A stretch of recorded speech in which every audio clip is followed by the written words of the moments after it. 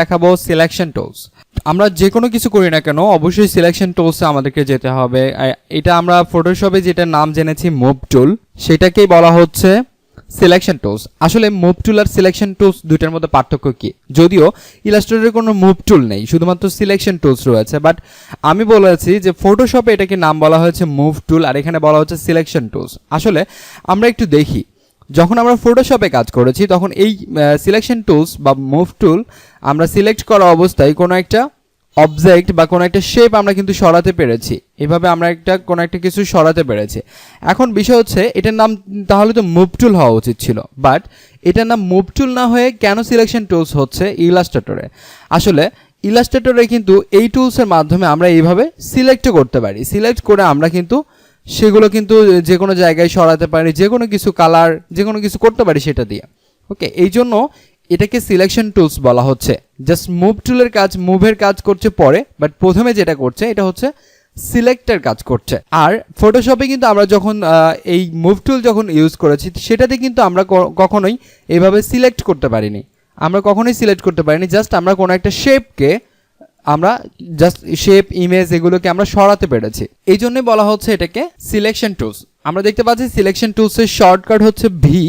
আমরা কিভাবে এটা কাজ করব, আমরা কোনো একটা অবজেক্টে জাস্ট অবজেক্টে একটা ক্লিক করলেই দেখতে পাবো যে এখানে ফ্রি ট্রান্সফর্মের জন্য এখানে অপশন চলে আসবে এবং সেটা চাইলে আমরা এগুলো একদম মুভ করাতে পারবো, এখান থেকে সরাতে পারবো। এখন এটা হচ্ছে আমরা ম্যানুয়ালি করছি, এখন আমরা অপশনের মাধ্যমে এটা কি করে কন্ট্রোল করব। সাপোজ আমরা যদি মুভ টুলে এখন ডাবল ক্লিক করি কোনো কিছুই হবে না। এখন আমি যদি কোনো একটা অবজেক্টকে জাস্ট এইভাবে আমি সিলেক্ট রাখি, সিলেক্ট রাখার পর আমি যদি সিলেকশন টুলসকে ডাবল ক্লিক করি তাহলে আমার এখানে একটা ডায়ালগ বক্স চলে আসবে এবং আমরা দেখতে পাচ্ছি উপরে লেখা রয়েছে পজিশন, তারপর হরিজন্টালি এবং ভার্টিক্যালি। আমরা হরিজন্টালি অ্যান্ড ভার্টিক্যালি এটার কতটা সরাতে পারি সেটা বলছে। লাইক আমি যদি এখান থেকে এই দুইটা যদি সিলেক্ট রাখি এবং ডাবল ক্লিক করি তাহলে দেখেন এখানে এটা দেখা যাচ্ছে না। জাস্ট এখানে আমি এটা সিলেক্ট রাখছি, ডাবল ক্লিক করছি, ডাবল ক্লিক করার পর এটা প্রিভিউ দেওয়া রয়েছে। ওকে, সো প্রিভিউ দিয়ে দেখেন আমাদের ছিল এখানে বাট হয়ে গিয়েছে এখানে, আমরা বুঝতে পারছি না হয়তো।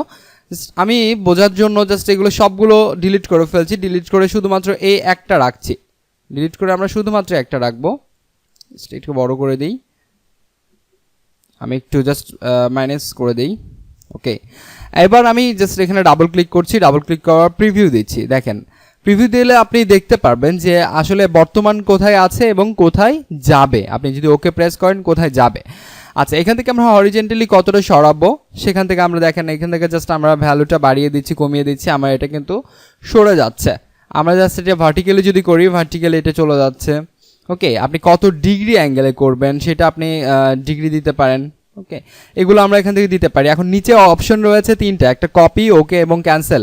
আমরা যদি এটা ক্যান্সেল করি তাহলে কি আগের অবস্থায় থাকবে, আবার ডাবল ক্লিক করছি। আমরা যদি এখান থেকে ওকে প্রেস করি তাহলে কি হবে, পূর্বের অবস্থা থেকে এখানে চলে আসবে।